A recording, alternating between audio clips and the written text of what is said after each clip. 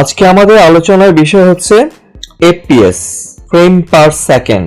তো আমরা মূলত আলোচনা করব হচ্ছে how does FPS effects in a film or video. Cinema বা ভিডিওতে এফপিএস কিভাবে প্রভাব ফেলে। Welcome to IT Guru. IT গুরুতে স্বাগতম। এটি এমন একটি স্থান যেখানে প্রযুক্তি শেখা সহজ, আকর্ষণীয় এবং আমাদের ভাষায়। চলুন আজই শুরু হোক আমাদের শেখার যাত্রা একসাথে আইটি গুরুতে। তো এখন আমাদের জানতে হবে এফপিএস কি জিনিস। এফপিএস হচ্ছে 1 সেকেন্ড ভিডিও বা ফিল্মের মধ্যে যে কটা ফ্রেমস থাকে সেটাকে বলে এফপিএস, ফ্রেম পার সেকেন্ড। মানে প্রতি সেকেন্ডে কতটা ফ্রেম, প্রত্যেকটা ফ্রেম এক একটা স্টিল ইমেজ। তো এটা কিভাবে একটা ভিডিওর মধ্যে প্রভাব ফেলে সেটা আমরা আজকে দেখতে চলেছি। তো এরপরে আমরা আলোচনা করব গতির উপর এফপিএস এর প্রভাব। এফপিএস হলো প্রতি সেকেন্ডে ফ্রেমের সংখ্যা। এফপিএস হলো প্রতি সেকেন্ডে ফ্রেমের সংখ্যা, যা নির্দেশ করে যে রেকর্ডিং এর 1 সেকেন্ডে কয়টি ফ্রেম ধারণ করা হয়েছে। অধিক ফ্রেম মানে এফপিএস প্রতি সেকেন্ডে থাকার অর্থ হলো ভিডিওটি আরো সুন্দরভাবে চলবে বা স্মুথলি চলবে। একটা ভিডিওকে আপনি যদি লো এফপিএস এ তৈরি করেন সেটা অনেক বেশি ফাস্ট হয়ে যাবে, আর সেটাকে যদি আপনি অনেক বেশি এফপিএস এ বেশি ফ্রেম মানে প্রতি সেকেন্ডে, ধরুন প্রতি সেকেন্ডে আপনি 30 ফ্রেম নিচ্ছেন, 1 সেকেন্ডে 30টা ফ্রেম যেতে সময় অনেক ফাস্ট ফ্রেমগুলো যাবে। আর 1 সেকেন্ডে যদি 60 ফ্রেম যায় তাহলে জিনিসটা আরো বেশি স্মুথ হচ্ছে। এফপিএস এর সর্বাধিক প্রচলিত ব্যবহার যে স্ট্যান্ডার্ডটা আছে সারা পৃথিবীতে সেটা হচ্ছে 25/30। তো আমরা যদি হলিউড মুভিগুলোর দিকে দেখি বা ওয়েস্টার্ন মুভির দিকে তাকিয়ে দেখি বা মুভি যেগুলো দেখি সেগুলোতে স্ট্যান্ডার্ড ধরা হয় 24 আর 25 এফপিএস। আর আমাদের এখানকার যে ফিল্ম বা নাটকগুলো তৈরি হয় সেগুলো হচ্ছে 30 এফপিএস এ চলে। এটা একটা স্ট্যান্ডার্ড। এখন আপনি যদি ধরেন 50 এফপিএস বা 60 এফপিএস, 100 অথবা 120 এই রেশিওতে বা এই এফপিএস এ শুট করেন তবেই আপনার ফুটেজগুলো ধীরে দেখানো যাবে। যেমন ধরুন আমরা অনেক সময় ভিডিওতে স্লো মোশন করে থাকি, হ্যাঁ, কিছু কিছু ফুটেজকে আমরা স্লোলি প্রেজেন্ট করতে চাই। তো সেটা যদি 30 এফপিএস এ আমরা তৈরি করি তাহলে জিনিসটা স্লো হবে কিন্তু আটকে যাবে, মানে ফ্রেম একটা পর একটা ধাক্কা খেয়ে চলে আসবে, অতটা স্মুথ হবে না। কিন্তু যদি আপনি শুটিং করার সময় বা ভিডিও ক্রিয়েট করার সময় আপনি 50, 60, 100 অথবা 120 হচ্ছে খুব ভেরি স্মুথ স্লো মোশন। এগুলো আজকাল অনেক স্মার্ট ক্যামেরার মধ্যেও থাকে।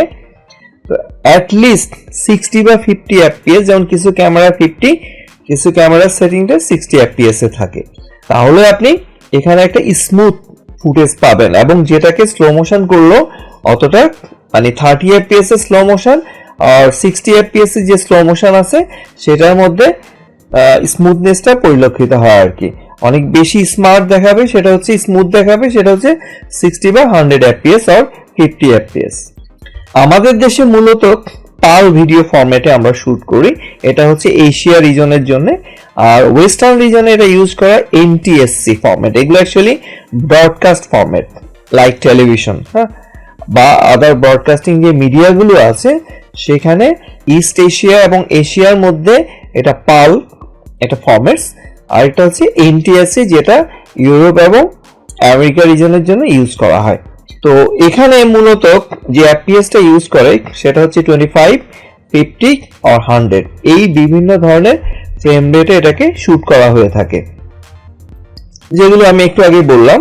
সিনেমাগুলোতে সাধারণত 24 এফপিএস এ শুট করা হয়, এই জন্য সিনেমাটা অনেক ফাস্ট মনে, অনেক বেশি অ্যাকশন মনে হয়, কারণ সিনেমা মানে অ্যাকশন, যেখানে অ্যাকশন থাকবে। ওকে, তো বাট আমরা যদি ইউটিউবে দেখি ইউটিউবে যে ভিডিওগুলো চলে এগুলো মোস্টলি 30 এফপিএস এ চলে। হ্যাঁ, ইদানিং কিছু 60 এফপিএসও এটা পাওয়া যায়। এবার আমরা একটু প্র্যাকটিক্যালি দেখি জিনিসটা আসলে কিভাবে ইফেক্টটা ফেলছে। এবার আমরা প্র্যাকটিক্যালি দেখি জিনিসটা কিভাবে প্রভাব ফেলে ফিল্ম বা ভিডিওর উপরে। যেমন ধরুন আমার এই যে ভিডিওটা, এটা আছে 25 fps। আর এখানে আমি একটা ভিডিও নিয়েছি, এই ভিডিওটা হচ্ছে 60 fps এ। আমি যদি এখানে একটু রান করি, নরমালি প্লে দেই, আপনি দেখুন এটা অতটা স্মুথ না, যেমন এটা ফ্রেমগুলো বাড়ি খেয়ে খেয়ে আসছে। ফ্রেমগুলো যখন চলে মানে ধাক্কা লাগছে একটার সাথে একটা। এখন সেম জিনিসটাই আমি যদি 60 fps এ করি, এই যে দেখুন খুবই স্মুথলি, মনে হয় যে ন্যাচারালি পাখিটা একদম আমরা রিয়েলিস্টিক যেরকম দেখি মনে হচ্ছে ওরকমই যাচ্ছে। আচ্ছা, এখন এই ভিডিওটাকে যদি ধরুন আমরা এই যেই যেটা আছে আমাদের ফুটেজটা, এটাকে যদি আমি একটু স্লো মোশন করি, এখানে আমরা স্পিড কমিয়ে বাড়িয়ে নিতে পারি। সে ধরুন এটাকে আমি 50 করে দিলাম, স্পিড 50 কমানি হচ্ছে এটা বেড়ে যাবে, ঠিক আছে। এখন দেখুন এটাকে আমি স্লো করে দিয়েছি, এই যে স্লো চলছে আগেতে, কিন্তু বাড়ি বাড়ি ভেঙে ভেঙে আসছে, মানে বাড়ি খাচ্ছে, অতটাই স্মুথ হচ্ছে না। কিন্তু আপনি যদি এটাকে স্লো করেন, এখন এটা যে স্পিডে আছে এটাকে স্লো করলে, এটাকে আমি 50% করে দেই, তারপরও এর স্মুথনেস কিন্তু অতটা ল্যাগ করবে না, মানে বাড়ি খেয়ে খেয়ে আসবে না, মনে হয় যে ওই স্লো চলছে বাট ওর স্মুথনেসটা যায়নি, যেহেতু এখানে 60 fps পার সেকেন্ডে 60 ফ্রেম যাচ্ছে, ঠিক আছে। তো এটাই হচ্ছে যে আমরা মানে এই যে আমি যে এটাকে এখন ফাস্ট করলাম, আগে যেটা ছিল ধরুন 1 সেকেন্ডের অর্ধেক, সেটাকে এখন 1 সেকেন্ডে রূপান্তরিত করলাম, তাহলে সে ওই 30 ফ্রেমকেই সে 1 সেকেন্ডে বাড়িয়ে দিয়েছে, মানে টাইমটা বাড়িয়ে দিয়েছে।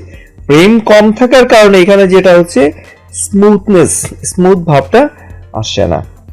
এই হচ্ছে পার্থক্য। আমরা যদি সাধারণত স্মুথ ভিডিও তৈরি করতে চাই তাহলে আমরা 60 fps এ করতে পারি।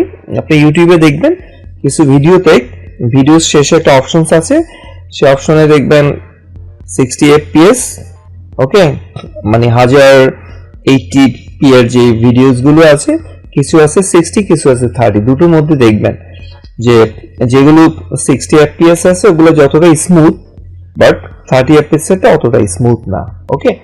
তো এইভাবে আমরা ডিফাইন করব আমাদের আসলে, আমরা যদি মূলত কোনো ভিডিওর মধ্যে স্লো মোশন দেখাতে যাই, সেটা যে কোনো ভিডিও বা ফিল্মের মধ্যে হতে পারে, সেই স্লো মোশনটা দেখাতে গেলে আমাদের অবশ্যই 50, 60, 100 এবং 120 তে শুট করতে হবে।